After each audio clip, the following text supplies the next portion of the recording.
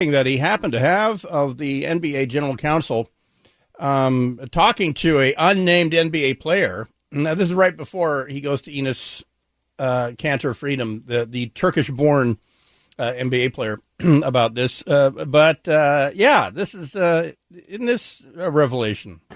Here's Ron Klempner, who's the general counsel of the National Basketball Players Association. Listen.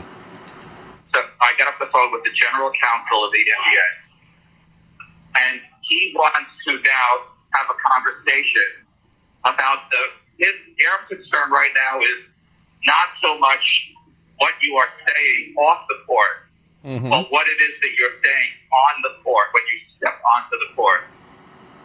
And what he was saying, of course, was critical. See, wink, wink. It's because your shoes say Free Tibet.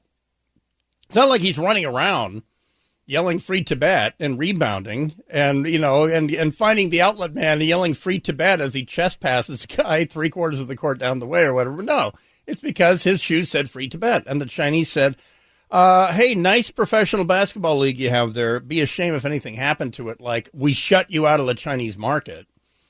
So there's that. And so you talk about hypocrisy to go around. It's really easy. It's a no-brainer. There's no downside to denouncing Putin for letting our sister go. No mention of the other Americans that he's holding, by the way, for FTR, for the record, to get BG back, FTR. And that's all well and good. Not one word out of any. And by the way, Steph Curry co-hosted the thing. Not a single word. They all make too much money from China. Guess what? Money talks. Chinese money talks is as good as any. I didn't know this. If you're a foreign investment company, a foreign lender, and you want to do business in China, you have to have literally a, quote, Chinese Communist Party committee in the house, in the building. HSBC is the first bank to do this. They will be followed by Goldman Sachs, JP Morgan, Credit Suisse, Morgan Stanley, UBS, and of course, Deutsche Bank, Russia's HR department. So anyway, you literally have to have a Politburo in your building, in the headquarters, and to do business in China. And because everybody wants to do business in China, except for there's one region of China. No one's been able to get money out of the ATM now for like 2 months. And they have told all foreign media, wouldn't it be fun to leave this region of China? And the Chinese army has deployed. They deployed with tanks in the streets there because, having access to your money is kind of fun. Many say. Also in international news, Brian, the Prime Minister of Great Britain, gave his big farewell speech in the House of Commons yesterday. Here was his advice to his successor. Number one, stay close to the Americans. Stick up for the Ukrainians. Stick up for freedom and democracy everywhere. Cut taxes and deregulate wherever you can to make this the greatest place to live. Mr. Speaker, I want to thank all the wonderful staff of the House of Commons. I want to thank all my friends and colleagues. I want to thank my right friend opposite, Mr. Speaker. I want to thank everybody here, and hasta la vista, baby. Thank you. It sounds like an Academy Award rushed speech there at the end. Stay close to the Americans. That's probably the underline there. What the hell were you thinking?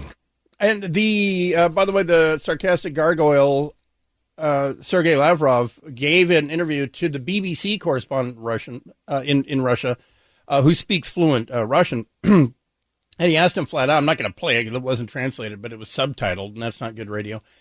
And I hear. And so he asked him where, he started by asking, there are now extremely well-documented cases of war crimes and all this, and they're done. The Russians normally push back. They hate that kind of stuff. They're done. He said, war's war. We are who we are. We did what we did. Well, so what? We're not signatories on that. Who cares? And he ends with, what is the status of the UK and Russia right now? And he said, you're arming an enemy. Your weapons are killing a Russian. Your weapons are killing Russians. You provided the Ukrainians with these HIMARS, and so do the Americans, given these HIMARS. You're now reaching targets far deeper than we thought. We're going to have to expand the operation now and get Russia out of the range of these rockets that you gave the Jewish Nazi cocaine werewolves. And so what do you think our status was? Then he came just short of saying, we're at war with you guys. Are you kidding? That's a reaction to and that, by the way, the greatest measurement, the greatest takeaway there is send them more HIMARS, because the two most effective weapons that the Ukrainians have after the smart shoulder-fired disposable anti-tank rocket that blunted the offensive in the first 2 months. Now it's long-range American-made rockets, the HIMARS, the Mike 142 HIMARS. The Russians hate these. They hate them. And the artillery, the Moses 777. And so, as they say, thou shalt send it. And so that's practically what he said. He said, we're at war with you guys. We're at war with the UK. Anyone who gave the Ukrainians these weapons, we're at war with them because we hate them because they're effective. But he didn't use those words because he doesn't, because he's a sarcastic gargoyle. Back in a second, AM 770 KTTH.